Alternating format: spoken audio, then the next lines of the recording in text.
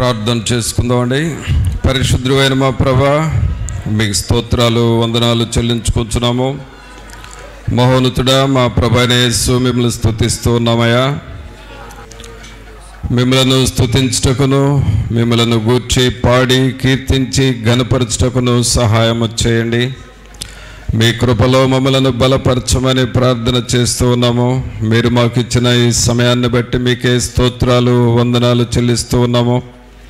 కృపామయుడా, దయాసత్య సంపూర్ణుడా, మీకే స్తోత్రాలు వందనాలు చెల్లిస్తూ ఉన్నాము. మీరు ఈ ఆరాధనకు అధ్యక్షత వహించండి. తండ్రిని ఘనపరచుటకును, రక్షకుడైన యేసుక్రీస్తును మహిమపరచుటకును, మేము నాయన పరిశుద్ధాత్మనితో సహవాసము చేయుటకును కృపను దయచేయండి ప్రభా. మా అంతరంగములను మీరు కనికరించండి, మా అంతరంగములను మీరు బలపరచండి. మీ ఆత్మశక్తిని, ఆత్మ పట్టుదలను మాకు మీరు దయచేయండి. ఆత్మ విషయమై తీవ్రత కలిగి ఉండమని చెప్పినారు. అలాగే దేవుని విషయంలో పట్టుదల కలిగి ఉండమని చెప్పినారు. మీ యొద్ద సహనముతో కనిపెట్టమని మీరు చెబుతున్నారు ప్రభా. అట్టి నాయన స్వభావం మాకు మీరు దయచేయండి. తండ్రి అయిన దేవా, మీ సన్నిధిలోనికి వచ్చి మిమ్మల్ని వేడుకొంచున్నాము. మీరు మాకు అధ్యక్షత వహించండి. ఏ రీతిగా మిమ్మల్ని స్తుతించి ఘనపరచవలనో సమస్త విషయాల్లో మీరే మీ కృపను మాకును మీరు సమృద్ధిగా మీరు దయచేయండి. ఈ ఆవరణమంతా మీ సన్నిధితో నింపండి ప్రభా. పాటలు పాడుచుండగా ఆ పాటల ద్వారా దేవుని యొక్క ఆత్మ మమ్మలను బలపరచునట్లుగాను, మిమ్మలను మహిమపరచువారముగా చేయండి ప్రభా. అలాగే మాలో ఉన్నటువంటి నిర్లక్ష్యము, నిర్లిప్తత సంపూర్ణంగా తొలగిపోనట్లుగా చేయండి. దుష్టుని యొక్క ఆటంకములు మాలో కానీ, ఆవరణంలో కానీ, ఎవరిలో ఎక్కడ ఆటంకములు లేకుండా చేయండి ప్రభా. అడ్డుబండయు అడ్డు గోడలను కూలద్రోయమని ప్రార్థన చేస్తూ ఉన్నాము. మిమ్మలను ఘనపరచుటకు మాలో ఉన్న అభ్యంతరములన్నిటినీ మీరు తొలగించండి. పరిశుద్ధాత్ముడా, మీరు మా మధ్య కదలండి. మీ కొరకు మేము మార్గమును సరళము చేయువారముగా చేయండి నాయన. మీరు మా మధ్య సంచరించున్నట్లుగా మా పరిసరాలను, మమ్ములను పరిశుద్ధపరచమని ప్రార్థన చేస్తూ ఉన్నాం. రాజులైన యాజక సమూహముగా మమ్మల్ని ఇక్కడ చేర్చి మహిమ ఘనత ప్రభావాలు మీరే ఆరోపించుకొనమని నజరేయుడైన యేసు నామమున అడిగి వేడుకొనుచున్నాము తండ్రి, ఆమేన్. పాటలు పాడుకుందామండి. నీ వాక్యమే నన్ను బ్రతికించెను, బాధలలోనే మదిలించెను. నీ వాక్యమే నన్ను బ్రతికించెను, బాధలలోనే మదిలించెను. కృపాశక్తి దయా సత్య సంపూర్ణుడా, వాక్యమయ్యున్న యేసు వందనమయ్యా. కృపాశక్తి దయా సత్య సంపూర్ణుడా, వాక్యమయ్యున్న యేసు వందనమయ్యా. నీ వాక్యమే నన్ను బ్రతికించెను, బాధలలోనే మదిలించెను. దిగటగల భూమి నుండి లేవనెత్తెను, సమతల మగు భూమిపై నన్ను నిలిపెను. దిగటగల భూమి నుండి లేవనెత్తెను,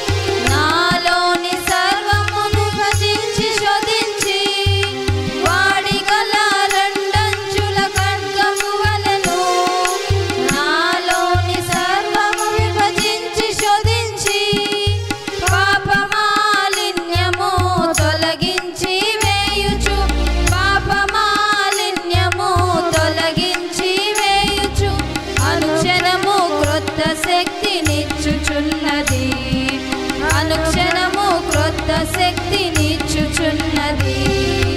నీ వాక్యమే నన్ను బ్రతికించెను, బాధలలోనే మదినిచ్చెను. శత్రువును ఎదుర్కొనే సర్వాంగ కవచమై యుద్ధమునకు సిద్ధ మనసు నీచుచున్నది. శత్రువును ఎదుర్కొనే సర్వాంగ కవచమై యుద్ధమునకు సిద్ధ మనసు నీచుచున్నది. అపవాది వేయుచున్న అగ్నిబాణములను, అపవాది వేయుచున్న అగ్నిబాణములను ఖడ్గము వలె అడ్డుకొని ఆర్పివేయుచున్నది. ఖడ్గము వలె అడ్డుకొని ఆర్పివేయుచున్నది.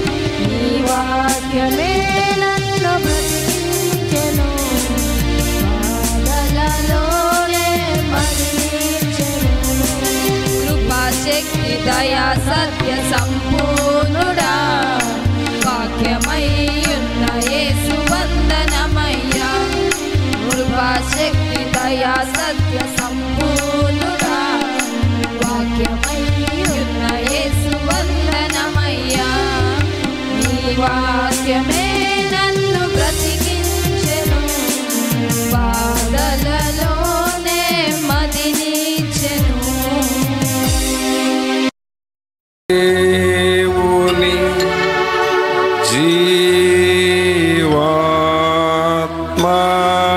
జీవాత్మనా మీదికి రమ్ము. దేవుని జీవాత్మనా మీదికి రమ్ము. వేరాచు వంచు మాలాచు నింపు.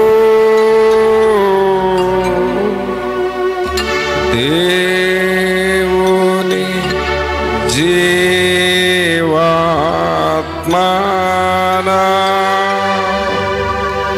మీదికి రమ్ము.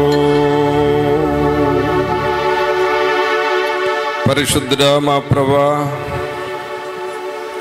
మహోన్నతుడా, దేవుని జీవాత్మ, మీకు స్తోత్రాలు చెల్లిస్తూ ఉన్నాము.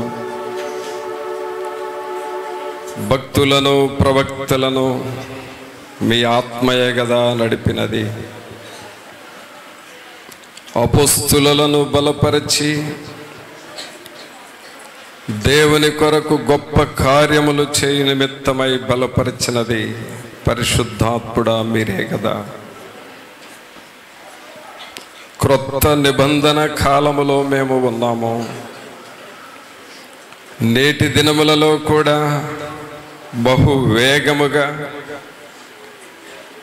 చురుకుగా పనిచేయుచున్న దేవుడవు ప్రభువా, మీకు వందనాలు చెల్లిస్తూ ఉన్నాము. దేవుని వాక్య భాగాలు మేము చదువుతూ ఉన్నప్పుడు మాకు అర్థమయ్యేటట్లుగా చేసేది పరిశుద్ధాత్ముడే కదా. మా హృదయాలలో ఏదైనా కఠినత్వము ఉంటే తొలగించి దీనత్వము ఇచ్చేది పరిశుద్ధాత్ముడే కదా. మీ వైపు చూస్తూ ఉన్నాము. సంఘమును నిర్మించేది మీరు, నడిపించేది మీరు. అంతవరకు మాకు తోడుగా ఉండి సదాకాలము మీకు తోడుగా ఉంటానని వాగ్దానం నెరవేర్చేది కూడా పరిశుద్ధాత్ముడా మీరే కదా. మీ వైపు చూస్తూ ఉన్నాము. ఈ ప్రియులను మీరు దర్శించండి. గత 2 వారములు మీరు ఉత్తముడని రుచి చూచి తెలుసుకోవాలని మాకు బోధించారు. ఆ రుచిని మాలో కలుగజేసేది కూడా మీరే కదా. మీ వైపు చూస్తూ ఉన్నాము. ప్రభువా, ఒక్కొక్కరిని మీరు దర్శించండి. ప్రతి ఒక్కరిని పరలోకానికి అర్హులుగా చేసేది కూడా మీరే కదా. మీ వైపు చూస్తూ ఉన్నాము. మీ వాక్యము దగ్గరకు వస్తూ ఉన్నాము. మా మానసిక బాధలు, అలసిపోయిన పరిస్థితులు, కృంగిన సమయాలు, వీటన్నిటి నుండి మాకు విడుదల దయచేసి కృంగిన ఏలియాను బలపరిచిన రీతిగా మమ్ములను బలపరచమని వేడుకొనుచున్నాము. మీ వాక్యము దగ్గరకు వస్తూ ఉన్నాము. మాతో మీరు మాట్లాడమని నజరేయుడైన యేసు నామమున అడిగి వేడుకొనుచున్నాము తండ్రి. ఆమేన్. ప్రియులారా, దేవుని వాక్యం చూసుకుందాం. రోమీయులకు రాసిన పత్రిక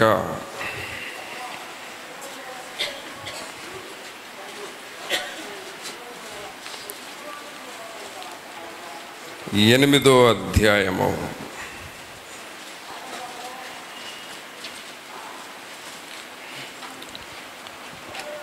26వ వచనం చదువుకుందాం. రోమా 8:26. అటువలే ఆత్మయు మన బలహీనతను చూచి సహాయము చేయుచున్నాడు.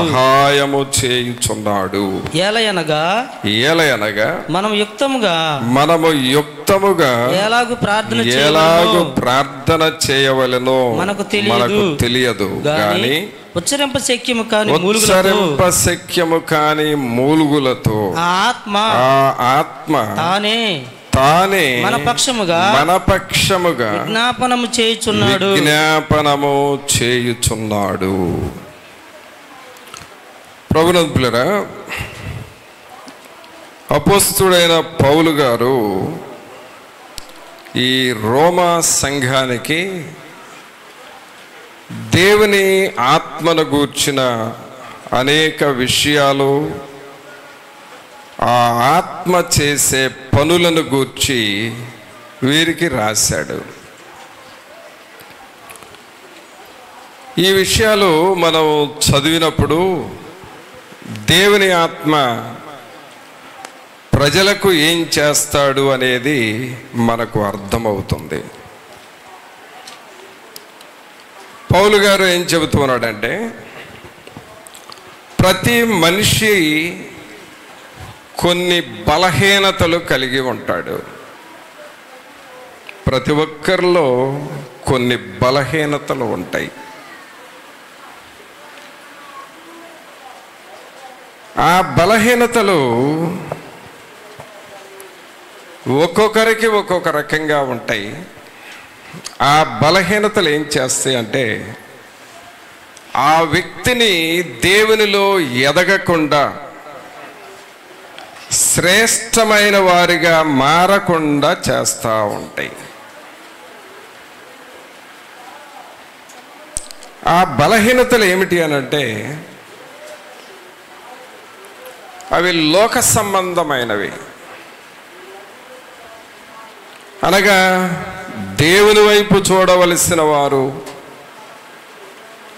లోకం వైపు చూడటం, అదొక బలహీనత. ప్రభువులో ఎదగవలసిన వారు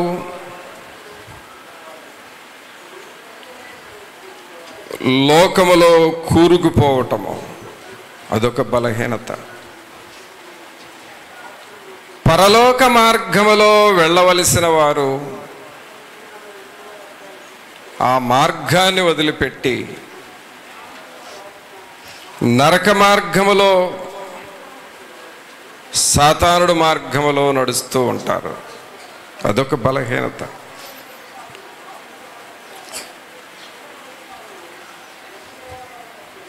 ఆత్మ సంబంధముగా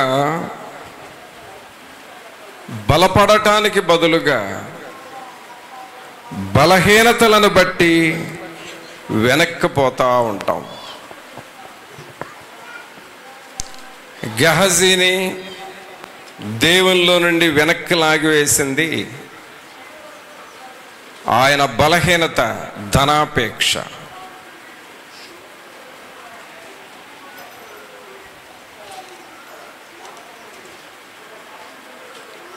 అలాగే ఆహాబుని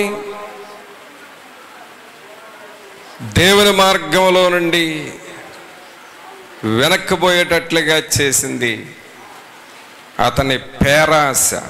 నాబోతు ద్రాక్ష తోట అడగటం, ఆ పేరాశను బట్టి అతని జీవితం వెనక్కి వెళ్ళిపోయింది.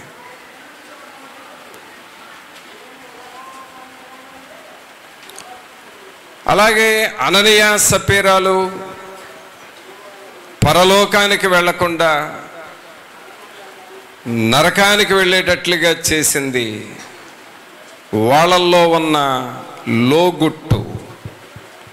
అనగా వారు చేసేది ఎవరికి తెలియకుండా ఉంచాలి అని ఆ లోగుట్టు, ఆ రహస్యముగా ఉంచటమే వారి బలహీనత అయింది. పరలోకాన్ని పోగొట్టుకున్నారు.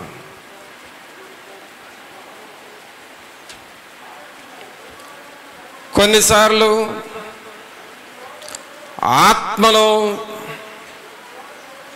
చెడగొట్టే కొన్ని మాటలు వింటూ ఉంటాము.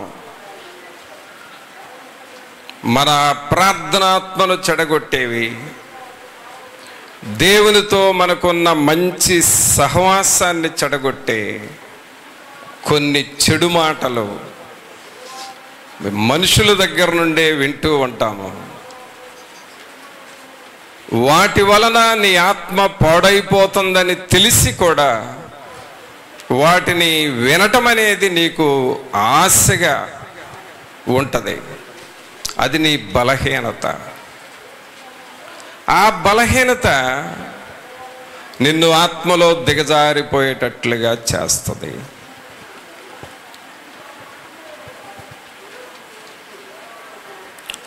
కొన్నిసార్లు దేవుని పనిని వదిలివేసి లోక సంబంధమైన వాటి మీద దృష్టి పెడతా ఉంటాం. కొన్నిసార్లు అవే మనల్ని దేవునికి దూరం చేస్తాయి, మన బలహీనతలు. సహోదరుడా, సహోదరి, నాలో ఏమీ బలహీనత లేదు అని నువ్వు అనుకుంటే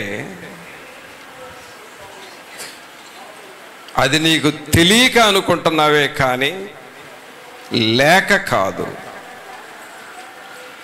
నీ బలహీనతలు సాతానుడికి బాగా తెలుసు.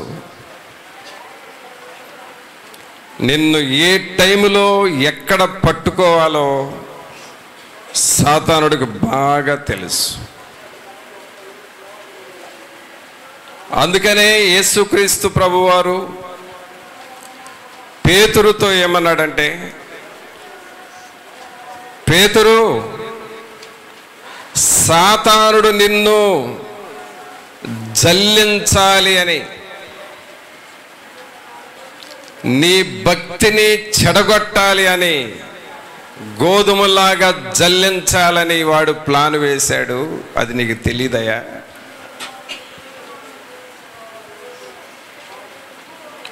కానీ నేను కనిపెట్టి నీకోసం నా తండ్రిని వేడుకున్నా, అందువలన నువ్వు నిలబడగలిగావు. సోదరుడా, సహోదరి, ఈ రోజున మనం ఏదైనా దేవునిలో కాస్తో కోస్తో నిలబడ్డాము అని అంటే అది దేవుడు మనకిస్తున్న శక్తి అని గ్రహించాలి.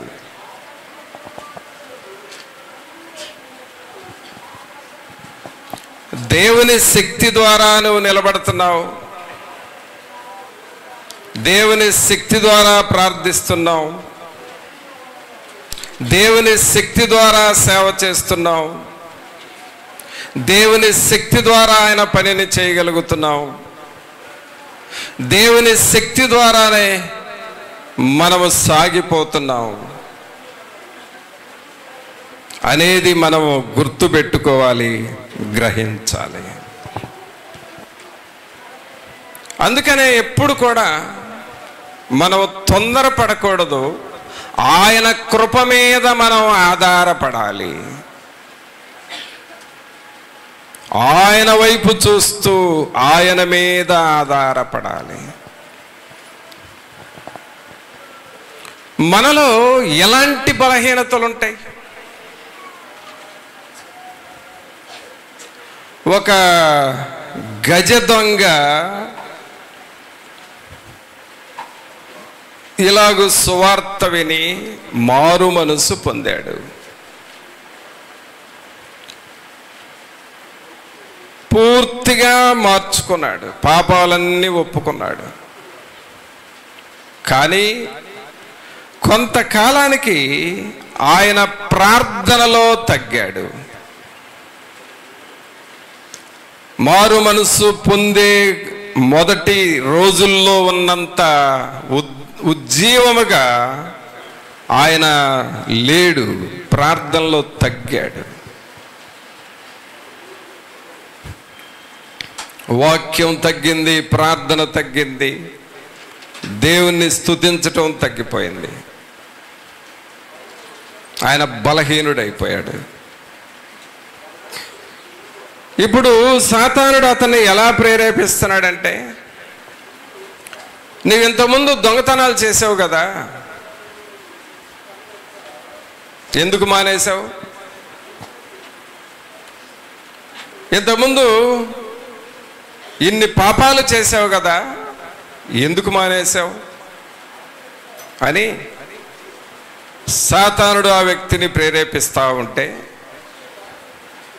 అతనేం చేశాడు అనంటే, నేను ఇంతకుముందు దొంగతనం చేసిన వ్యక్తిని కదా అని మరలా దొంగతనం చెయ్యాలని ప్రొక్కమిటే వెళ్ళకపోతే, అరే నువ్వు ప్రార్థన చేసేవాడివి ఎందుకు ఇలా తయారయ్యావు అని అంటారేమని ఆయన ఇంటిలో ఉన్న సామాన్లే అన్నీ తీసి బయట పారేసాడంట.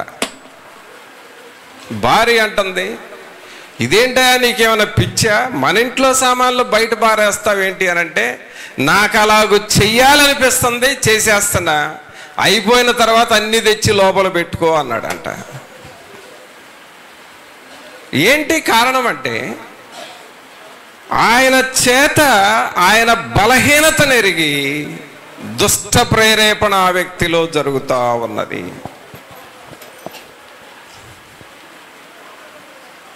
సహోదరుడా, సహోదరి, నీవు మారు మనస్సు పొందే సమయంలో ఒప్పుకున్న పాపాలలో ఏదో ఒకటి నిన్ను పట్టుకోవాలని చూస్తుంది.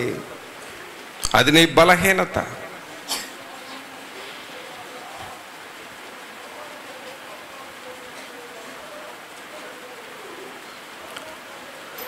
అయితే నీవు దేవుని కొరకు నిలబడాలి అని అనుకుంటున్నావు, నిలబడలేకపోతున్నావు. దేవుని కొరకు కొన్ని ఆత్మలు సంపాదించాలనుకుంటావు, సంపాదించలేకపోతున్నావు. ఏదో మంచి చెయ్యాలి అనుకుంటున్నావు, చేయలేకపోతున్నావు. ఏదైతే ఈ పాపం నాకొద్దు అని రోత వేసిందో, చేదరించుకున్నావో, మరలా దాని వైపు చూడాలి అనే మనస్సు నీకు కలుగుతా ఉన్నది. ఇదేమిటి అనంటే, సాతానుడు నీలో పెట్టిన బలహీనతలు. నీవు మనిషిని చూడటానికి ఎంత స్ట్రాంగ్గానైనా ఉండొచ్చు, కుస్తీలు బట్టే అంత బలం నీలో ఉన్నా సరే, నీ యొక్క దేహదారుఢ్యం ఎంత బలముగా ఉన్నా సరే, ఎంత బలాఢ్యుడు అయినా ఒక బలహీనత ఆ వ్యక్తిలో ఉంటది. సంసోను బలాఢ్యుడే గాని పరస్త్రీ అనే బలహీనత ఆ వ్యక్తిలో ఉంది.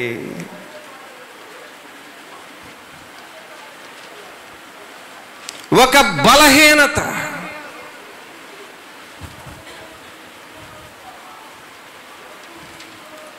ఈ పండును నువ్వు తినవద్దు అని చెప్పినప్పుడు అది చూడాలి, తినాలి అనే ఆశ, ఆ ఆశ వారిలో ఉన్న బలహీనత.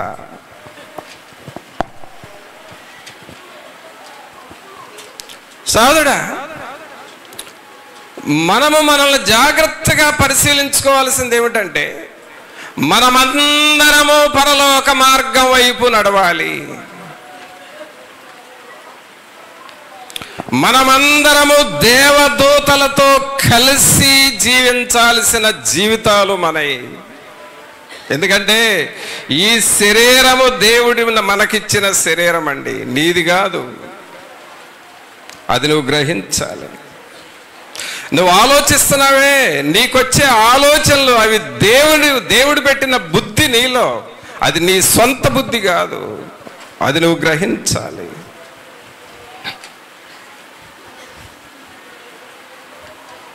నీకేమైనా టాలెంట్స్ ఇస్తే దేవుడు, అవి దేవుడు నీకు ఇచ్చినవి, నీ సొంతవి కాదు. అది నువ్వు గ్రహించాలి.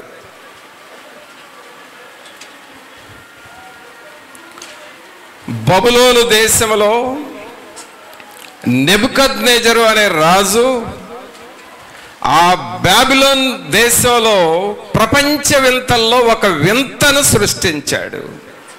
అది ఏమిటంటే రేలాడు తోటలు, హ్యాంగింగ్ గార్డెన్స్ అని ప్రపంచ వింతలు 7 ఉంటే ఆ 7 వింతల్లో ఒక వింత, ఒక విచిత్రమైన విషయము నెబుకద్నెజరు సృష్టించాడు. ఆ టాలెంట్ దేవుడు నెబుకద్నెజరుకి ఇచ్చాడు, ఆ జ్ఞానాన్ని ఇచ్చాడు. దాని ద్వారా ఏమైంది అనంటే నెబుకద్నెజరుని పొగిడే వాళ్ళు ఎక్కువైపోయారు.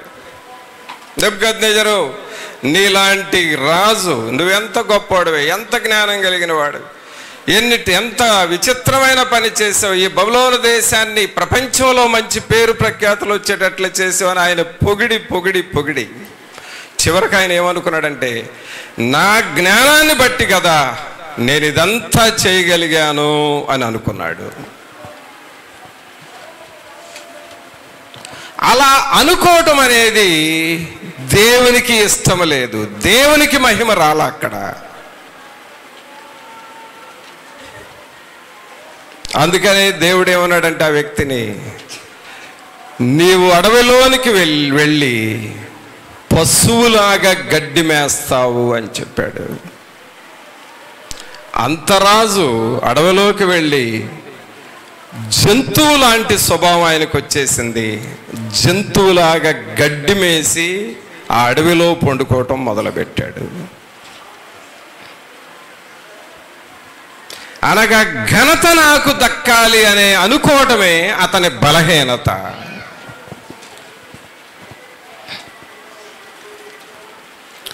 అయితే సహోదరుడా, సహోదరి, ఈ బలహీనతలన్నీ మీకు జ్ఞాపకం చేసి నువ్వట్టి పనికిమాలినోడివి, నువ్వు పనికిమాలిన దానివి, ఎందుకు పనికిరావు అనటం కాదు ఇక్కడ దేవుడు నేర్పిస్తున్న ఉద్దేశం.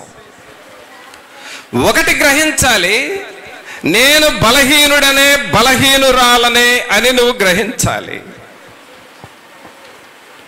గ్రహిస్తే అక్కడ నుండి నీ జీవితంలోనికి దేవుడు ప్రవేశిస్తూ ఉన్నాడు,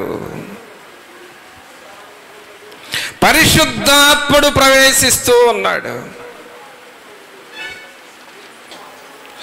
అందుకనే ఇప్పుడు చూడండి వాక్యము 26వ వచనం, అటువలే ఆత్మయు మన బలహీనతను చూచి తొందరగా కోప్పడటము ఒక బలహీనత, ప్రవర్తించటం ఒక బలహీనత, పాపము చూడకూడదు అని అనిపిస్తుంది కానీ చూడాలి చూడాలి చూడాలి అని అనిపిస్తూ ఉంటుంది, అదొక బలహీనత. పాపము చేయకూడదు అని అనిపిస్తుంది, మొదటగా చేయాలి చేయాలనే ప్రేరేపణ వస్తుంది, అదొక బలహీనత.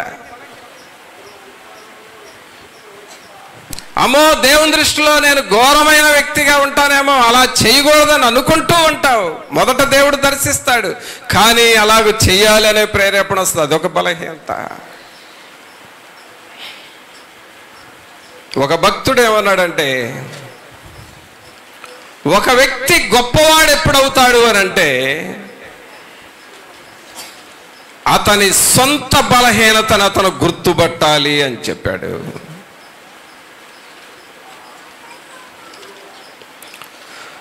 నీలో ఉన్న సొంత బలహీనతను నువ్వు గుర్తుపట్టగలిగితే అక్కడ నుండి నువ్వు గొప్పోడుగా మారతావు, గొప్పదానివిగా మారతావు. అయితే అది గుర్తుపట్టడానికి ఎవరు మనకు సహాయం చేస్తారు?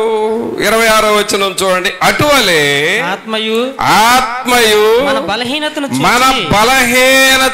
చూచి, పరిశుద్ధాత్ముడు ఏం చేస్తున్నాడండి? మనలను చూస్తూ ఉన్నాడు. సోదరుడా, సోదరి, నువ్వు ఎక్కడ ఉన్నా సరే నిన్ను చూస్తూ ఉన్నాడు.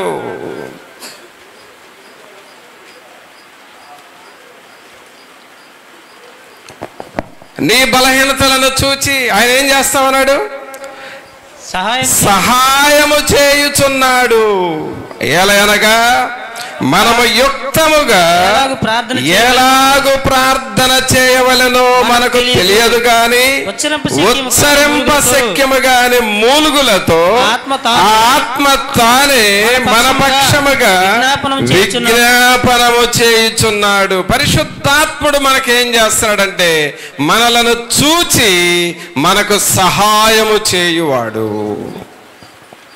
అందుకనే పిల్లరా, ఎప్పుడు కూడా ఆయన మనకు సహాయము చేస్తాడనే నిరీక్షణతో మనం ఉండాలి.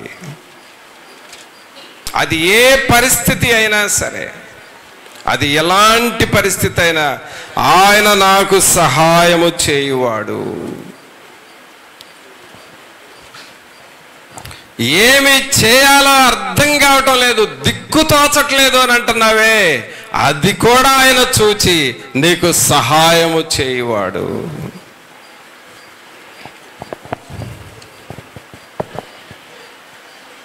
ఆయన నీకు సహాయము చేయువాడు. పరిశుద్ధాత్ముడు ఇలాగ మనకు సహాయము చేయాలని చూస్తూ ఉన్నాడు. అనగా ఆయన ఎప్పుడూ మనకు సహాయము చేయాలి. బలహీనతల్లో, కృంగిన సమయాలలో, నిరాశగా ఉన్న సమయాలలో, లోకము వైపు ఏడవబడుతున్న సమయాల్లో కూడా నిన్ను ప్రభు తన వైపుకు త్రిప్పుకోవాలని, నీకు సహాయము చేయాలని చూస్తూ ఉన్నాడు. కావున మన జీవితాల్లో ప్రభువా నీ సహాయము నాకు కావాలి అని నీవు దేవునిని అడుగుతూ ఉండాలి. పరిశుద్ధాత్మ సహాయము. తర్వాత ఆయన ఇంకా ఏం చేస్తున్నాడు మన కోసం అంటే, ఎలాగూ ప్రార్థన చేయవలెనో మనకు తెలియదు గాని ఉచ్చరింప శక్యము కాని మూలుగులతో ఆత్మ తానే మన పక్షముగా విజ్ఞాపనము చేయుచున్నాడు. 2 పనులండి. 1 ఆయన సహాయము చేయుచున్నాడు, 2 మన కొరకు విజ్ఞాపన చేస్తూ ఉన్నాడు. ఈ విషయాలు నువ్వు గ్రహించాలి. ఆయన నీ కుటుంబానికి సహాయము చేయువాడు, అలాగే నీ కొరకు విజ్ఞాపన చేయుచున్న దేవుడు. అందుకనే ఆయన ఆత్మ వైపు మనము చూడాలి. దేవుని ఆత్మ వైపు మనం చూసుకోవాలి అన్ని సమయాలలో. ఇంకా ఆయన మనకు చేసేది ఏమిటి అని అంటే, యోహాను సువార్త చూడండి 14వ అధ్యాయము. యోహాను సువార్త 14వ అధ్యాయము 26వ వచనం చదువుదాం. ఆదరణకర్త అనగా తండ్రి నా నామమున పంపబోవు పరిశుద్ధాత్మ సమస్తమును మీకు బోధించి తాను మీతో చెప్పిన సంగతులన్నిటినీ మీకు జ్ఞాపకము చేయను. దేవుని ఆత్మ మనకు చేసే మరొక పని ఏమిటి అని అంటే, నా నామమున పంపబోవు పరిశుద్ధాత్మ సమస్తమును మీకు బోధించి, ఆయన ఏం చేస్తున్నాడంటే నీకు బోధిస్తూ ఉన్నాడు. చాలామంది దేవుని వాక్యం విని అయిపోయిందిలే ఇంకేముందిలే అని అనుకుంటాం. లేదు లేదు, వాక్యం విన్నా కాసేపే కాదండి. దేవుని ఆత్మ బోధించేది వాక్యం విన్నా కొంచెం సేపే కాదు, ఆయన ఎల్లప్పుడూ నీకు బోధిస్తూ ఉంటాడు. ఆయన ఎప్పుడు నీకు బోధిస్తూ నిన్ను నడిపిస్తూ ఉంటాడు. మనం చేయబోయే ప్రతి పనిలో కూడా ఆయన ఇష్టమేంటో కూడా నీకు చెబుతాడు. అది పరిశుద్ధాత్మ ప్రేరేపణ అన్నమాట. ఆ బోధకు మనం చెవియొగ్గాలి, ఆ బోధకు మనం లోబడాలి. ఆయన ఎల్లప్పుడూ మనకు బోధించడానికి సిద్ధమే. చాలాసార్లు ఏమనుకుంటామంటే, ఇలాగ ఆదివారం దేవుని సన్నిధికి వచ్చి ఆ మెసేజ్ విన్నప్పుడు ఆ వాక్యమే ఆ కొంచెం సేపే బోధిస్తాడని అనుకుంటాం. ఇది దేవుని ఆత్మ వాక్యం రూపంలో బోధిస్తాడు. మిగిలిన టైంలో నడిపింపు రూపంలో నువ్వు ప్రార్థన చేసుకొని నువ్వు దేవుణ్ణి అడుగుతా ఉంటే ఆయన నీకు నడిపింపునిస్తా ఉంటాడు. అన్ని సమయాలలో నీ కుటుంబాన్ని ఎలాగూ నడిపించుకోవాలో, నీ ప్రార్థన జీవితాన్ని ఎలా పెంచుకోవాలో ఆయన నడిపింపిస్తా ఉంటాడు. ఈ అనుభవంలోనికి మనం రావాలి. ప్రభువుతో ఈ అనుభవాన్ని మనం సంపాదించుకోవాలి. ఈ అనుభవం నీకు రావాలి అనంటే దేవునితో సహవాసం చేయాలి. ఆయనతో నువ్వు సహవాసం చేస్తూ దేవునితో కనిపెట్టాలి. ప్రభా, నీ నడిపింపు నాకివ్వండి, మీ నడిపింపు నాకివ్వండి అని నువ్వు దేవుణ్ణి అడుగుతూ ఉండాలి. అలాగే నీ హృదయంలో అభ్యంతరాలు కొన్ని కనపడతా ఉంటాయి, కొన్ని ఆటంకాలు నీకు అనిపిస్తూ ఉంటుంది. ఈ ఆటంకాలను తీసివేయండి, ఈ అడ్డుబండలను తీసివేయండి, మీ నడిపింపును నాకివ్వండి అని అడుగుతూ ఉండాలి. ఆయన నిన్ను అలాగూ నడిపిస్తూ ఉంటాడు. ఏదైనా ఒక పని చేయాలి అని అనుకున్నప్పుడు ఆ పనిని ఏం చేయాలి, ఎలా చేయాలో నీకు అర్థం కాకపోతే దేవుణ్ణి అడిగితే ఆ పనిని ఎలా చేయాలో నిన్ను నడిపిస్తూ ఉంటాడు.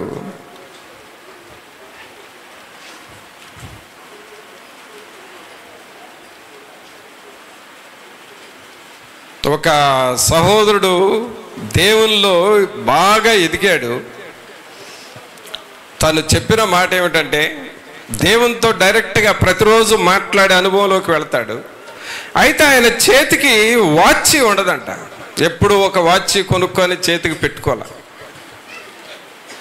ఎక్కడికైనా వెళ్ళాలి అని అంటే ఆ ఏ టైంకి వెళ్ళాలో దేవునికి చెబుతాడంట.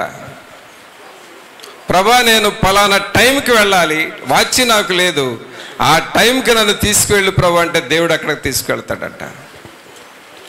కొన్నిసార్లు రాత్రులు నిద్రపోయి లేచి ప్రభు టైం ఎంత అని అడుగుతాడంట. ప్రభు టైం చెబుతాడంట. కొన్ని సంవత్సరాలు నాకు వాచ్ లేక ప్రతిసారి నేను దేవుణ్ణే టైం అడిగాను, దేవుడు నాకు అడిగినప్పుడల్లా టైం చెప్పాడు అని చెప్పాడు. అంటే ఇది చాలా సింపుల్గా ఉంటుంది, కానీ దేవుడు అంత జాగ్రత్తగా మనల్ని పట్టించుకుంటున్నాడని అర్థమవుతుంది. అక్కడ అన్ని విషయాలు పట్టించుకుంటాడు. కొన్ని సమయాల్లో ప్రియులరా, మన బాడీలోనే తెలియకుండా మనం ఆరోగ్యంగానే కనపడతా ఉంటాం. మంచిగా ఆరోగ్యంగా ఉన్నట్లుగా బండి నడిపే వాళ్ళు నడుపుతారు, పనులు చేసుకునే వాళ్ళు చేసుకుంటూ ఉంటారు, ఎవరి పనిలో వాళ్ళు బిజీగా ఉంటాం. కానీ తెలియకుండా శరీరంలో కొన్ని రోగాలు ప్రారంభమవుతూ ఉంటాయి. తెలియకుండా అది కాల్లో మొదలవచ్చు, కడుపులో మొదలవచ్చు, బ్రెయిన్లో స్టార్ట్ అవ్వచ్చు, కిడ్నీస్లో స్టార్ట్ అవ్వచ్చు, లివర్లో స్టార్ట్ అవ్వచ్చు. ఎక్కడ స్టార్ట్ అయిద్దో తెలియదు. మన పనులు మనం చేసుకుంటానే ఉంటాం. కొన్ని రోగాలు తెలియకుండా బాడీలో వస్తూ ఉంటాయి. అది కూడా నీకు సడన్గా తెలియదు. ఏదో ఒక రోజున అది బయటపడ్డప్పుడు వెళ్ళి చెకప్ చేయించుకుంటే ఫలానా సమస్య నీలో ఉంది అని చెబుతారు. హఠాత్తుగా విన్నప్పుడు బెదిరిపోతాము. పరిశుద్ధాత్ముడు చేసే పని ఏమిటంటే, ఏ రోజుకి ఆ రోజు నా శరీరములో ఏ రోగము, ఆ రోగాన్ని కలుగు చేసే కణాలు, ఆ రోగాల్ని ఉత్పత్తి చేసే ఆ కణాలు ఏవి కూడా నాలోకి రాకూడదయా. వారి మాటలు నాకు దొరుకగా, నీ మాటలు నాకు దొరుకగా నేను వాటిని భుజించితిని అని చెప్పారు కదా. అలాగూ మీ మాటల ద్వారా నా బాడీలో స్వస్థత ఇవ్వని అడుగుతూ ఉంటే నీ శరీరంలో ప్రతి భాగాన్ని దేవుడు కాపాడగలిగిన దేవుడు. అది తెలియకుండా జరుగుతూ ఉంటుంది. దీన్ని ఇంటర్నల్ హీలింగ్ అంటాం. అంటే లోపల స్వస్థత వస్తూ ఉంటుంది.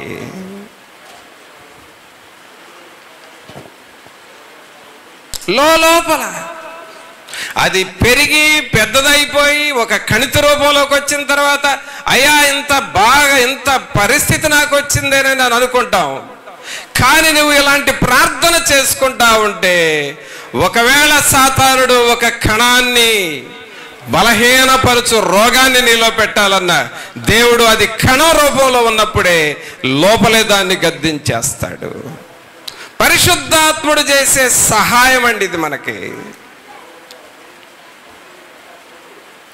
కొన్ని సమయాలలో మన కుటుంబాలలో కూడా సాతానుడు కొన్ని సమస్యలు తెస్తూ ఉంటాడు. మనుషుల ద్వారా వస్తాయి, ఇతరుల ద్వారా వస్తూ ఉంటాయి, కొన్ని శోధనలు వస్తూ ఉంటాయి. కొన్ని శోధనలు వచ్చినాయి అని అంటే అవి వారంలో పోతాయో, నెలలో పోతాయో, లేక సంవత్సరమే పడుతుందో తెలియదు. కొన్ని సమస్యలు అయితే సంవత్సరం కూడా దాటుతుంది.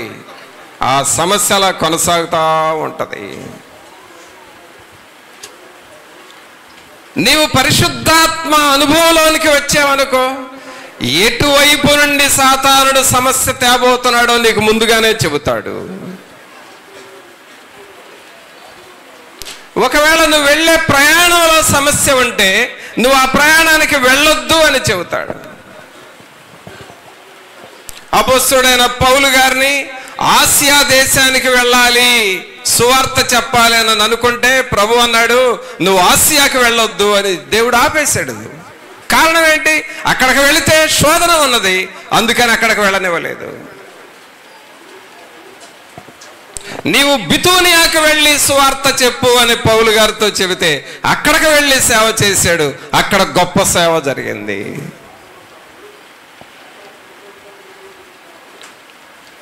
అనగా ఏమిటి? ప్రతి విషయానికి నువ్వు దేవుణ్ణి అడగాలి.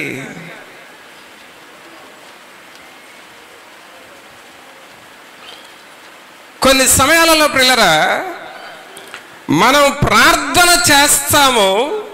జాగ్రత్తగా వినండి, ఈ పాయింట్స్ చాలా మర్మాలతో కూడిన బోధ వస్తుంది ఈ దినం. నాకే వింతగా ఉంది ఈ మాటలు. పరిశుద్ధాత్ముడు వీటిని ప్రాక్టీస్లో పెట్టుకుంటే చాలా అవసరం ఇది మనకి. వీటిని హృదయంలోనికి పోనివ్వాలి, వాటిని ధ్యానం చేసుకుంటూ ఉండాలి.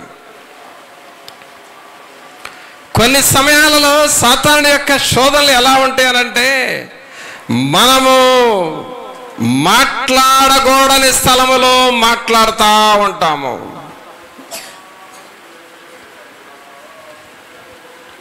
మౌనంగా ఉండవలసిన సమయం ఉంటుంది, మాట్లాడవలసిన టైము ఉంటుంది. నీకు నోరుందని పద్దాక మాట్లాడమని చెప్పడు దేవుడు. మౌనంగా ఉండాల్సిన టైం ఉంటుంది, మాట్లాడవలసిన టైం ఉంటుంది. కొన్నిసార్లు దేవుని ఆత్మ నడిపింపు నీకు లేకపోతే మౌనంగా ఉండవలసిన టైంలో మాట్లాడతావు. ఆ మాట్లాడకూడని టైంలో మాట్లాడటమే నీకు ఒక శోధనగా మారిపోద్ది.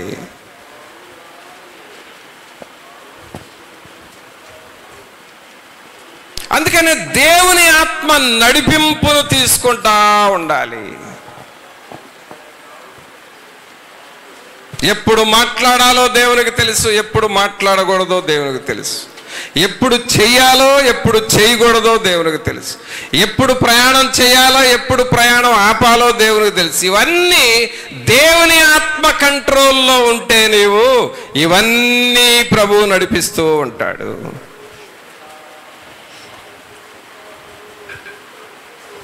వీటిని నువ్వు అర్థం చేసుకోవాలి.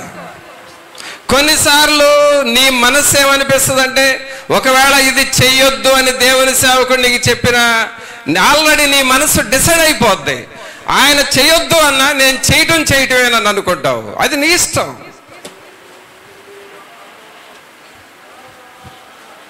కానీ అది దేవుని ఆత్మ నడిపింపా కాదా, అది నువ్వు చెక్ చేసుకోవాలి. నువ్వు వెళ్ళొద్దు అని అన్నప్పుడు నువ్వు వెళ్ళటానికి నిర్ణయించుకున్నావు. వెళ్ళొద్దు అని చెప్పినా కూడా నువ్వు ఆగవు, వెళ్ళిపోతా ఉంటావు. అది నీ ఇష్టం. దేవుని ఆత్మ నేను నడిపిస్తున్నాడా లేక సాతానుడు తొందర పెట్టి తీసుకువెళ్తున్నాడా, అది చెక్ చేసుకోవాలి.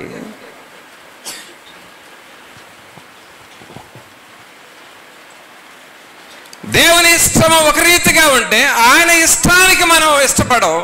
నీ ఇష్టాన్ని చేసుకోవడానికి చూస్తావు. అది నీ ఇష్ట ప్రకారం చేసుకుంటావు, శోధన తెచ్చుకుంటావు. అందుకనే ఎప్పుడు కూడా మీ ఆత్మచేత నన్ను నడిపించు ప్రభువా అని నువ్వు దేవుణ్ణి అడగాలి. సోదరుడా, ఒక్క విషయం మాత్రం నేను చెప్పగలను. అదేమిటంటే, కొంతమందిని రక్షణలోనికి నడిపించాలి అని, వారిని ప్రభు వైపు త్రిప్పాలి, దేవుని కొరకు వారిని సాక్షులుగా చేయాలని నేను ఎంతమంది కొరకో ప్రయాసపడ్డాను.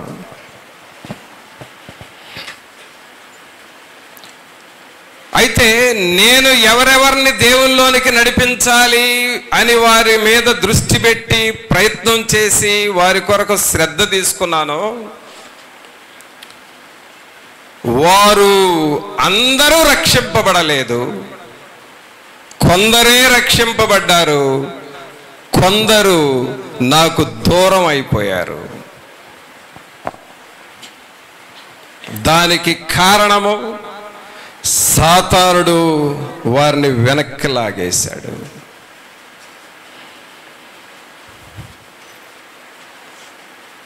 కొందరు రక్షింపబడ్డారు. ఆ రక్షింపబడిన వారు ప్రయోజకులుగా, దేవుని కొరకు ప్రయాసపడేవారుగా,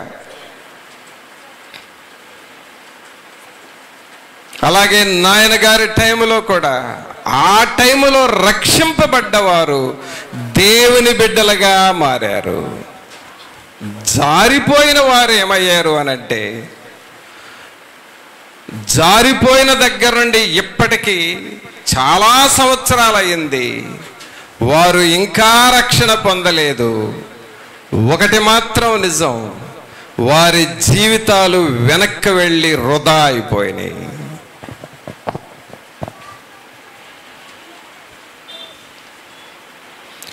ఎందుకు వృధా అయిపోయినాయి అని అంటున్నానంటే, నీవు ఏమి సాధించినా పరలోకానికి వెళ్ళవు, నీ జీవితం వృధా.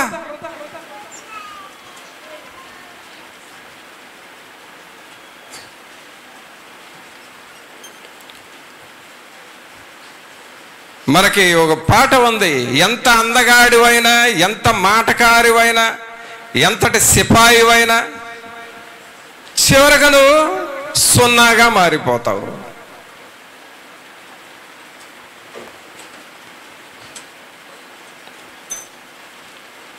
గమనించండి, ఇప్పుడు ఈ తరంలో కూడా నేను గమనిస్తుంది ఏమిటంటే, మారు మనసు పొందాలి అని కొద్దిమందికి అనిపిస్తూ ఉంటే, కొంతమందికి లెక్కలేని తనముగా ఏముందలే అని దులుపుకొని వెళ్ళిపోదాం అన్నట్లుగా ఉన్నారు.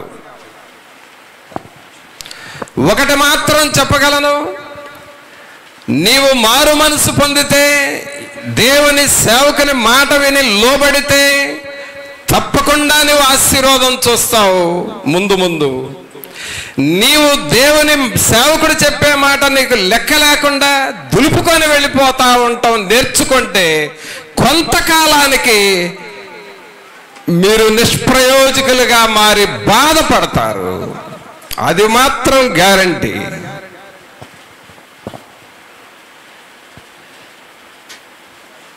దేవుని మాటలు పరిశుద్ధాత్ముడు మీకు బోధిస్తూ ఉన్నాడు. నాకు లోబడు, రక్షణ పొందు. ఎవరు ఎంతకాలం బ్రతుకుతానని గ్యారంటీ ఇస్తామండి? ఎవరిస్తారు? నా లైఫ్ స్పాన్ ఇన్ని సంవత్సరాలు ఉందని ఎవరైనా చెప్పగలరా? ఇక్కడ జాన్ వెస్లీ భక్తుడు ఒక సలహా ఇచ్చాడు. ఏంటి అనంటే, రేపు నేను పరలోకానికి వెళ్ళబోతున్నాను అన్నట్లుగా బ్రతకండి, మీరు దేవుని కొరకు గొప్ప కార్యాలు చేస్తారు అని చెప్పాడు. ఏ రోజుకి ఆ రోజు నేను tomorrow I'm going to heaven, నేను రేపు పరలోకానికి వెళ్ళబోతున్నాను అన్నట్లుగా బ్రతకండి. అందుకనే పరిశుద్ధాత్ముడు అంటున్నాడు, నేను నీకు బోధించుచున్నప్పుడే నువ్వు లోబడాలి.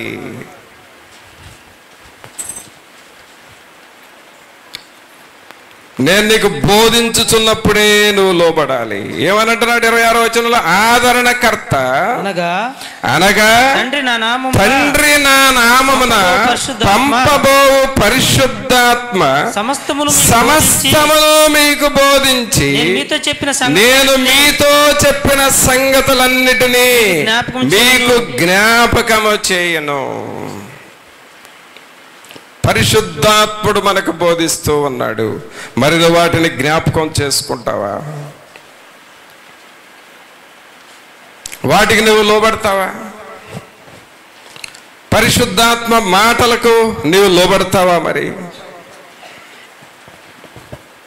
ఆయన సమస్తమును బోధిస్తున్నాడు. అంటే నీ కుటుంబ విషయాలు బోధిస్తాడు, నీ ఆత్మ విషయమై బోధిస్తున్నాడు, సంఘంలో ఎలా జీవించాలో బోధిస్తున్నాడు, పరలోకానికి ఎలాగ సిద్ధపడాలో బోధిస్తున్నాడు, ఏది చేస్తే ఆశీర్వాదం ఉంటుందో బోధిస్తున్నాడు, ఏది చేయకూడదో బోధిస్తున్నాడు. అన్ని బోధిస్తున్నాడు కదా. బోధంతా విని, ఈ బోధంతా విన్న బోధంతా ఒక ప్రక్కన పెట్టి నువ్వేం చేయాలో చేస్తావా? అదేనా నీ గోలు? సౌలునేమన్నాడు? సౌలా సౌలా, నీవు మునుకోలలకు ఎదురు తనుతున్నావు, జాగ్రత్త అన్నాడు.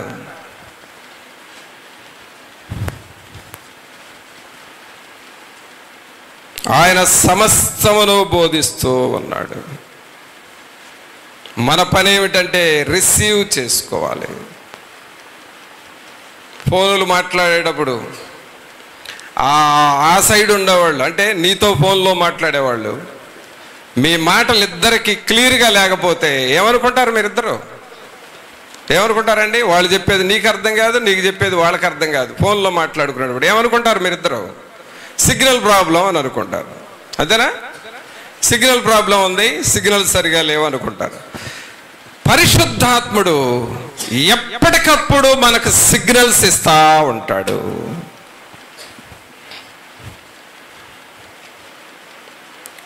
ఎప్పటికప్పుడు మనకు సిగ్నల్స్ ఇస్తా ఉంటాడు. నీ కుటుంబంలో ఏం చేయాలో నీకు సిగ్నల్ వస్తుంది. కొన్నిసార్లు అండి నేను చెప్తున్నాను, మీరు బాగా గ్రహించుకోండి. మీకేదైనా శోధన రాబోతా ఉంటే, అంటే కొన్ని రోజులకో కొంతకాలానికో ఏదైనా శోధన రాబోతుంది అని పరిశుద్ధాత్ముడికి తెలుసు కాబట్టి దానికి సంబంధించిన వాక్యం రూపంలోనన్నా ముందుగానే వస్తుంది నీకు. వాక్యం వింటున్నప్పుడు కూడా రాబోయే కాలంలో ఎలాంటి శోధన రాబోతుందో వాక్యం ద్వారా దేవుడు చెప్పిస్తాడు. లేదా నీవు ప్రార్థన చేయించుకోవడానికి సేవకుడిని కలుస్తావే, ఆ టైంలోనన్నా సేవకుడి ద్వారా చెప్పిస్తాడు. లేదా నువ్వు బాగా ప్రార్థన చేసుకొని నీ ఇంటిలోనే నిద్రపోతూ ఉంటావే, కళ రూపంలోనైనా దేవుడు నీకు చెప్పిస్తాడు. సిగ్నల్ రాకుండా శోధన రాదు, గుర్తుపెట్టుకోండి. ముందుగానే సిగ్నల్ వస్తుంది, ఆ తర్వాత శోధన వస్తుంది. ఒకవేళ సిగ్నల్ వచ్చింది కాబట్టి గ్యారంటీగా శోధన వస్తుందా అంటే, నీవు ప్రార్థన చేసి దాన్ని ఎదిరిస్తే శోధన రాదిక. సిగ్నల్ ఎందుకంటే శోధన రావటం కోసం కాదు, శోధనలో ప్రవేశించకుండానట్లు మెళకువ కలిగిన ప్రార్థన చేసుకోండి అని చెప్పటానికి వచ్చింది. కానీ అది వచ్చింది కాబట్టి జరిగిద్దని ఇక ఇప్పటి నుంచే దిగులు పడిన అవసరం లేదు. నీకు సిగ్నల్ వస్తుంది వాక్యం రూపంలో, సేవకుని మాటల రూపంలో, లేక కళల రూపంలో ఏదో ఒక సిగ్నల్ నీకు వస్తుంది. ప్రభా, ఈ శోధన రాబోతుందని నాకు ముందుగానే చూపించారు, దీన్ని యేసు నామములో ఎదిరిస్తున్నాను, దీన్ని బంధిస్తున్నానని ప్రార్థన చేయి, అది ఆగిపోతుంది. కొన్నిసార్లు మన ఆత్మీయ జీవితాలు ఎలా ఉంటాయనంటే, సిగ్నల్స్ వస్తాయి కానీ మర్చిపోతావు, ప్రార్థన చేయటం కూడా మర్చిపోతావు. కొద్ది కాలం తర్వాత దేవుడు ప్రేమ కలిగినోడు కాబట్టి హెచ్చరిస్తే మరొక్కసారి కూడా హెచ్చరిస్తాడు, కానీ గ్రహింపు రాదు. తర్వాత శోధన వస్తుంది. ఆ శోధన వచ్చిన తర్వాత నీకేమనిపిస్తుంది అంటే, నాకు ఇది ముందుగానే బయలుపరిచాడయ్యా, నాకు అర్థం కాక ఎట్లయిందయ్యా అంటావు. అప్పుడైనా చెబుతున్నావుగా వాస్తవం, ముందుగానే ఇది నాకు బయలుపరిచాడయ్యా, అర్థం కాక ఎట్లా అయిందని అంటున్నావంటే దేవుడు చెప్పకుండా ఏం చేయలేదుగా నీకు. నాకు హార్ట్ అటాక్ రాకముందు ముందుగానే ఆ సిగ్నల్స్ దేవుడు ఒక ఆత్మ రూపంలో వస్తూ ఉన్నాడు. అది ఎలాగో అనంటే, నీకు నేను ఇంత భయంకరమైన పరిస్థితి పంపబోతున్నాను, అనేకులు నువ్వు చనిపోయావని అనుకుంటారు, కానీ నేను నిన్ను బ్రతికిస్తాను అని ముందుగానే నాకు దేవుడు చెప్పాడు. అందుకనే నాకు వచ్చే రోగాలకి నేను భయపడడానికి కారణం ఏంటి అని అంటే, ఆయన చేతిలో ఉన్న ఆయన ముందుగానే చెప్పాడు, చేశాడు, అంతే.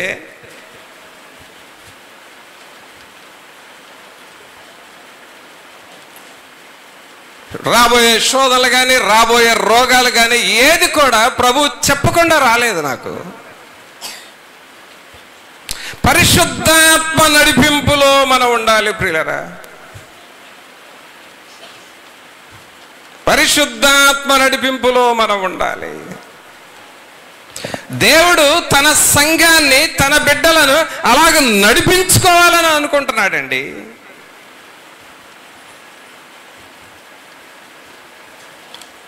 నాకు రాబోయే శోధనలో నాకు దేవుడు ముందుగా తెలియచేసినప్పుడు తోటి ప్రార్థనా పరులతో, తోటి సేవకులతో నేను ముందుగానే పంచుకుంటూ ఉంటాను, ఇలాగ జరగబోతుంది, ప్రార్థన చేయండి అని.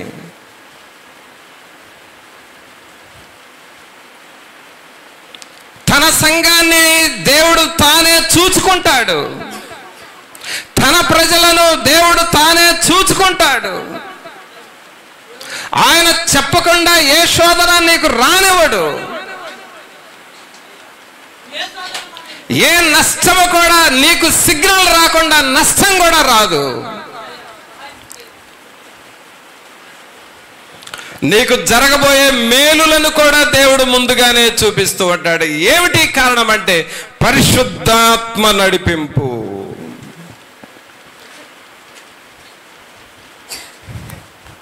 ప్రియరా, ఈ నడిపింపులోనికి మనం రావాలి. యవనస్తులారా, మీకు తెలియదు, ఇప్పుడు ఒకవేళ చెప్పే మాటలు మీకు అర్థం కాకపోయినా అర్థమయ్యే రోజు జీవితం వ్యర్థమైంది అని అనుకుంటారు మీరు. మీకు అర్థం కాకపోయినా దేవుని మాటలు ఫాలో అవ్వండి ముందు.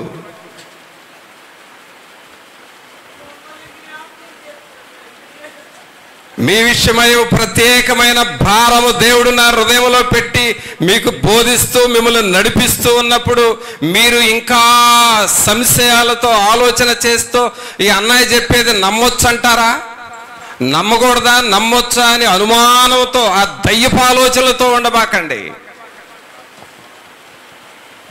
అది దయ్యం పెడుతున్న ఆలోచనలు, ఇది నమ్మొచ్చా నమ్మకూడదా అనేది దయ్యపు ఆలోచనలు. అందుకనే సంశయములను మానండి అని వాక్యం సెలవిస్తా ఉంది.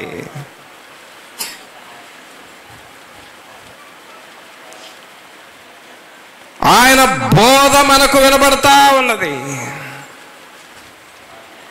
ఏమని చదువుతున్నాం అంటే 26వ వచనంలో, ఆదరణకర్త అనగా తండ్రి నా నామమున పంపబోవు పరిశుద్ధాత్మ సమస్తమును మీకు బోధించి నేను మీతో చెప్పిన సంగతులన్నిటినీ మీకు జ్ఞాపకము చేయును. ఆ మెళకు నేర్చుకోవాలి పిల్లరా. ఆయన సమస్తము మన బలహీనతలను చూస్తున్నాడు, మన కొరకు సహాయం చేస్తున్నాడు, మన కొరకు ప్రార్థిస్తూ ఉన్నాడు. ఇంకొక మాట చెప్పి ముగిస్తాను, బాగా గుర్తుపెట్టుకోండి. మీకేదైనా శోధన వస్తే, మీరేమైనా ప్రార్థన సహాయం కావాలని కోరుకుంటే, మనకు తెలిసిన వారికి అయ్యా ఈ విషయం ప్రార్థన చేయండి అని చెబుతావు. వెంటనే దేవుని సేవకుడు కూడా అయ్యా ఈ విషయం మా కొరకు ప్రార్థన చేయండి అని అంటావు.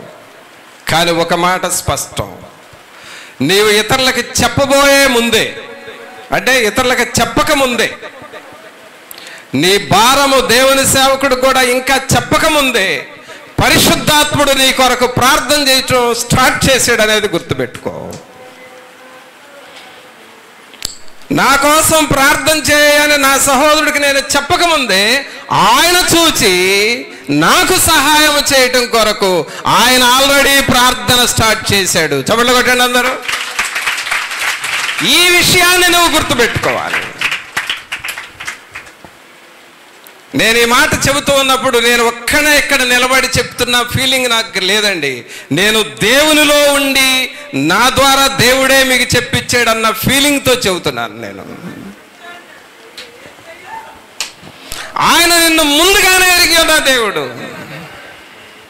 ఆయన నీకు సహాయం చేయటానికి నీ బాధ ఎవరికి చెప్పకముందే ఆయన నీ కొరకు విజ్ఞాపన ప్రారంభించాడు.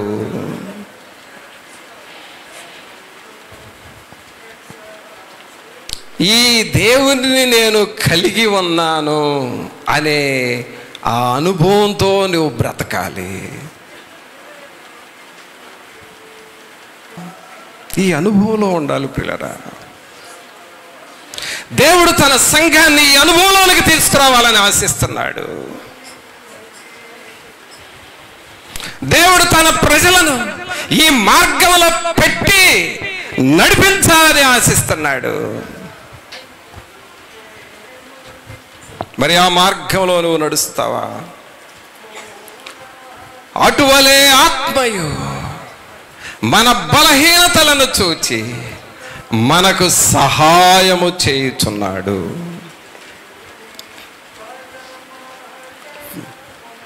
మరి ఎలాగూ ప్రభువా నీ సహాయము నాకు ఉన్నది అని నువ్వు పరీక్షించుకుంటావా? తర్వాత మరొక విషయం చెప్తున్నాను, ఇది కూడా పరిశుద్ధాత్మ దేవుడు గుర్తు చేశాడు. ఈ పాయింట్ కూడా చెప్పి ముగించు అని. ఆయన స్పిరిట్ లీడింగ్లో నుండి చెప్పే మాటలేనండి ఇవన్నీ. నేనేమన్నా ప్రిపేర్ అయి చెబుతున్నాను అనుకుంటున్నారేమో, ఏమి లేదు.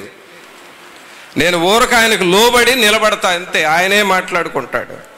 నేను ప్రిపేర్ అయి చెప్పే బోధలు కాదు మీకు. పరిశుద్ధాత్ముడు చివరగా మనకి ఈరోజు హెచ్చరిస్తున్న మాట ఏమిటంటే, ఒకవేళ ఈ ప్రజలకు నాతో మాట్లాడే అనుభవం లేకపోతే, నేను చెప్పేది వారికి అర్థము కాని స్థితిలో ఉంటూ ఉన్నట్లయితే, వారిని నా సన్నిధిలో కనిపెట్టమని చెప్పు.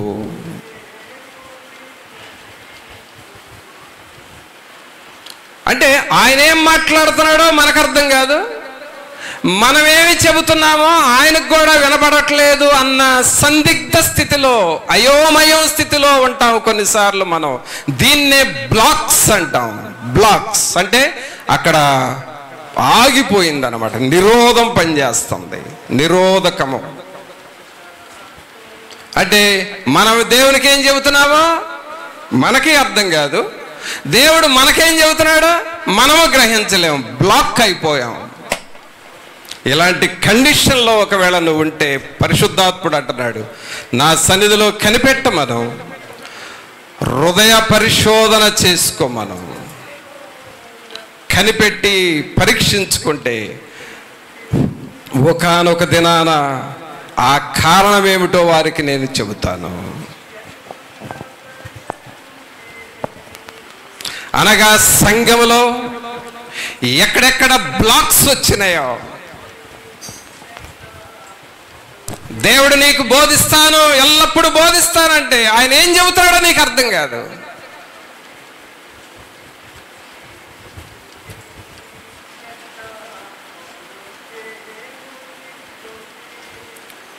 ఆయన ఏం మాట్లాడుతున్నాడో నువ్వు గ్రహించలేవు.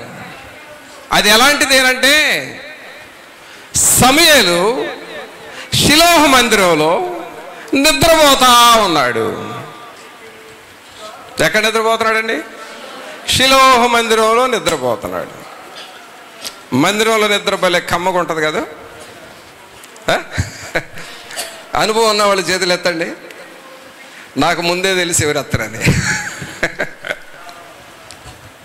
మందిరంలో నిద్ర భలే కమ్మగా ఉంటుందండి, ఒకసారి టేస్ట్ చేయండి.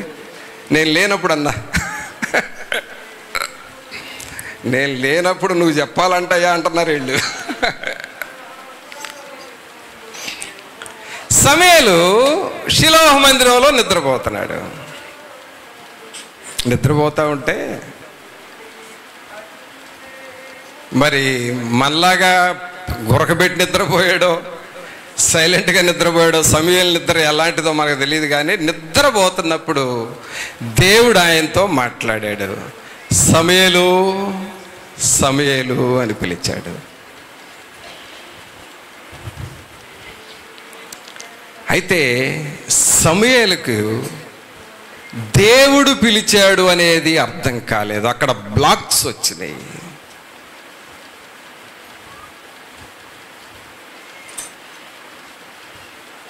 రెండవసారి కూడా సమూయేలు, సమూయేలు అని పిలిచాడు. అప్పుడు అర్థం కాల. వాళ్ళ యాజకుడు ఏలీ పిలుస్తున్నాడు అనుకున్నాడు. అప్పుడు అర్థం కాల.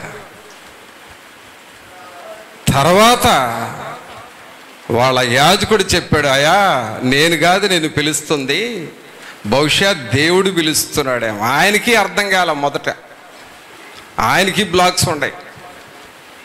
ఆ ఏలీకి కూడా మొదటిసారి సమూయేలు, సమూయేలు పిలిస్తే నేను పిలవలేదయ్యా దేవుడు పిలిచాడని వెంటనే చెప్పలా.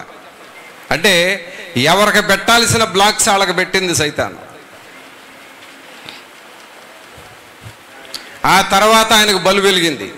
ఓహో నేను పిలవట్లేదంటే నిన్ను పిలుస్తున్నాడంటే దేవుడు పిలుస్తున్నాడని, నీ దాసుడనైనా నేను ఆలకించుచున్నానని చెప్పబ్బాయా అన్నాడు.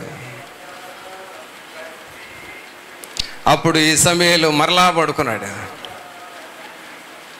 పడుకొని, ప్రభా మరలా ఈసారి నన్ను కేకై నేను నిన్ను దాసుడిని ఆలకిస్తానని చెప్పలా, ఊరక పడుకున్నాడు.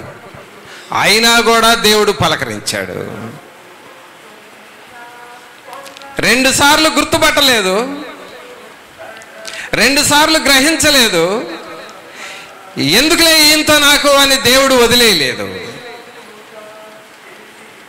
సాధుడా నువ్వు నేను గ్రహించాల్సిందే ఇదే.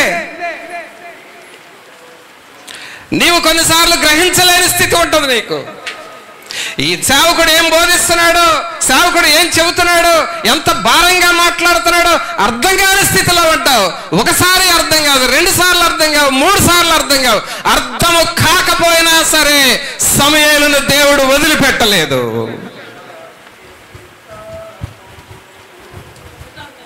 నీవు గ్రహించకపోయినా సరే పరిశుద్ధాత్ముడు నిన్ను వదలడు.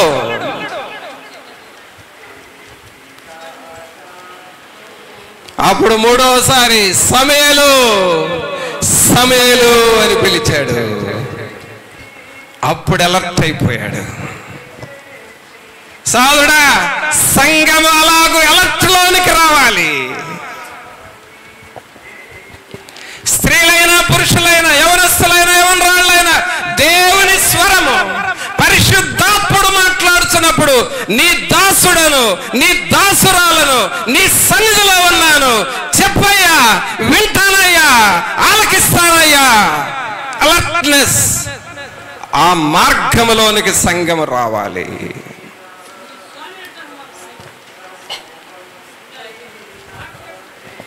అప్పుడు సమూయేలు అంటున్నాడు, నీ దాసుడనైన నేను ఆలకించుచున్నాను. ఇదండి పరిశుద్ధాత్ముడు మనకు బోధించటం అంటే. నా హృదయం నిండారా మిమ్మల్ని కోరుకుంటుంది. దేవుడు చెప్పే మాటలు వినటానికి మనం సమూయేలులాగా అలర్ట్ అవ్వాలి. సోదరుడా, ఒకవేళ నువ్వు ఎండలో కూర్చొని వాక్యం వింటున్నావేమో, యేసయ్య మాట వింటే నీ జీవితం చల్లగా మారిపోతుంది.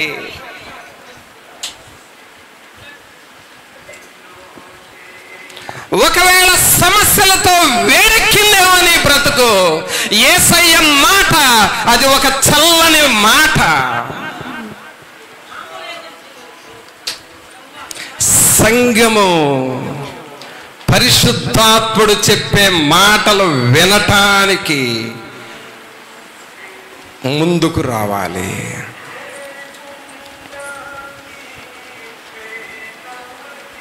ఆయన నీ బలహీనతలను చూస్తూ ఉన్నాడు. ఆయన నీకు సహాయము చేయువాడు. ప్రార్థన చేసుకుందాం.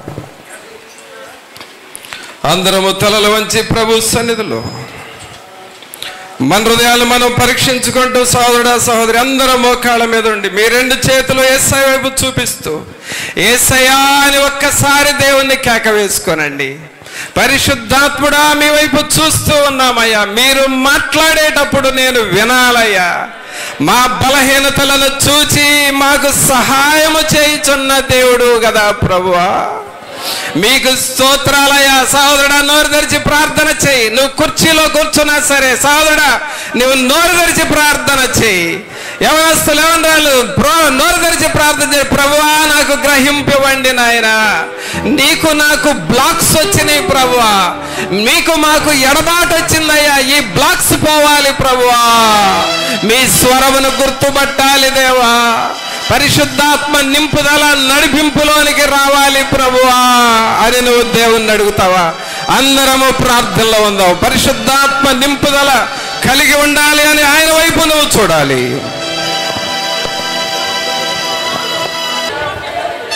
పరిశుద్ధాత్ముడా, మీ స్వరమును మేము వినాలయ్యా.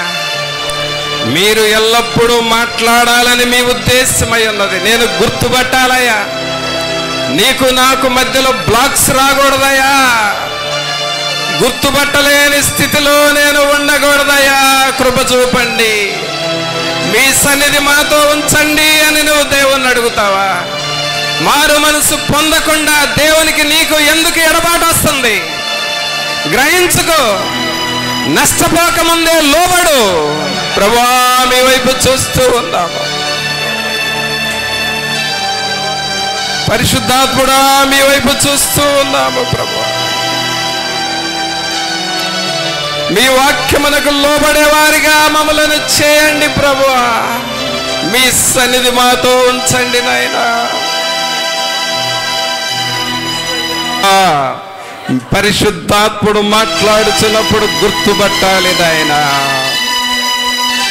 నీకు నాకు అలాంటి అలర్ట్నెస్ రావాలి ప్రభువా. ఎక్కడ బ్లాక్స్ రాకూడదయా. పరిశుద్ధాత్ముడా, మీ వైపు చూస్తూ ఉన్నాము. కృప చూపండి, కృప చూపండి. సోదరుడా సోదరుడా, జీవితాన్ని వృధా చేసుకోవద్దు. రక్షణ పోగొట్టుకున్నావంటే, రక్షణ పొందలేదు అని అంటే నువ్వేదో సాధిస్తున్నాను అనుకోబాకు. వృధా అయిపోతున్నావు. నీకు అది అర్థం కాక అలా చేస్తున్నావు. నువ్వు లోబడు, దేవునికి లోబడు. హెచ్చరిస్తూ ఉన్నాడు. ఈ దిన మన పరిశుద్ధాత్ముడు మాట్లాడాడు నీతో. నేను నీకు బోధిస్తున్నానని చెప్పాడు కదా. నువ్వు లోబడాలి, కేకలు వేయాలి. దేవుని సన్నిధిలో కేకలు వేసి ప్రభువా నేను నీకు లోబడతానని చెప్పు. నీవు ఈ మాట నువ్వు చెప్పకపోతే దేవుడు నీ విషయంలో చూసుకుంటున్నాడు. ఇక ఓ ప్రభువా నీకు లోబడతాను దేవా, నేను నీకు లోబడతానయ్యా, నా జీవితాన్ని మీకు అంకితం చేసుకుంటానయ్యా, నా కఠినత్వం తీసివేయండి ప్రభువా, సంఘములో బ్లాక్స్ రాని వద్దయ్యా, మీ ముఖ దర్శనము కావాలి, మీ స్వరమును వినాలి, మీ ప్రత్యక్షత పొందాలి, దేవుని అగ్ని మండాలి. పరిశుద్ధాత్ముడా, పరిశుద్ధాత్ముడా ఎక్కడ ఉన్నా సరే ఈ ప్రజలను తాకండి ప్రభువా, ఎక్కడ ఉన్నా సరే ఈ ప్రజలు మండాలి ప్రభువా, ప్రభువా, ప్రభువా. పరిశుద్ధాత్ముడా మీరు సమస్తమును బోధించుచున్నారయ్యా, మాకు సహాయము చేయుచున్నారయ్యా. ఈ ప్రజలను లోతుగా తాకండి అయ్యా, మీ హస్తము ప్రతి ఒక్కరి మీదకి బలముగా రానివ్వండి. సాధుడా కేకలు వేయాలి, ఇది కేకలు వేసే టైం, ఇది దావీదు కుమారుడా అది కేకలు వేయాల్సిన టైం ఇది. ఓ దేవా పరిశుద్ధాత్ముడా రండి రండి రండి రండి, వీరిని తాకండి ప్రభువా, వీరిని మీ వలలోకి లాక్కోండి ప్రభువా, వీరిని మీ చేతి నీడలోనికి తీసుకోండి ప్రభువా. అయ్యా వీరందరూ దేవునికి లోబడాలయ్యా, వీరందరూ ప్రభు పక్షముగా నిలబడాలి ప్రభువా. ఓ తండ్రి,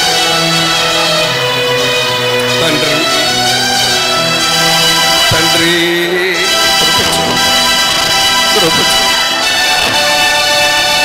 దేవుని అగ్ని ప్రతి ఒక్కరి మీదకి రావాలి,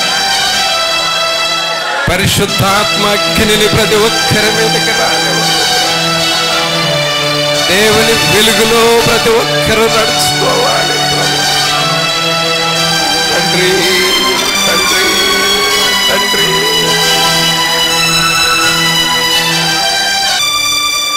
పరిశుద్ధుడైన మా ప్రభువా, మీరు నమ్మదగిన దేవుడవు ప్రభువా, మీరు మాకు ఎల్లప్పుడూ బోధించుచున్న దేవుడవు, నడిపించుచున్న దేవుడవు. మీ వైపు చూస్తున్నామయ్యా, ఈ ప్రజలు మీ వైపు చూచి మీ నడిపింపులో బ్రతుకువారిగా చేయండి. విన్న వాక్యము వీరి హృదయములో నిలిచి ఫలించులాగున చేయండి ప్రభువా. మీకు మాకు మధ్యలో ఎక్కడ బ్లాక్స్ వచ్చినాయో ప్రభువా వాటిని నిర్మూలించండి. మీ స్వరము వినే ఆ గ్రహింపులోనికి మమ్మల్ని అందరినీ తీసుకురండి అయ్యా. ఈ బిడ్డలను మీకు అప్పగించుకుంటున్నాను. మీరు వీరితో ఉండి నడిపించి, మీరు సమస్తము బోధించి, మీ మార్గములో నిలిచి ఫలించు వారిగా చేయమని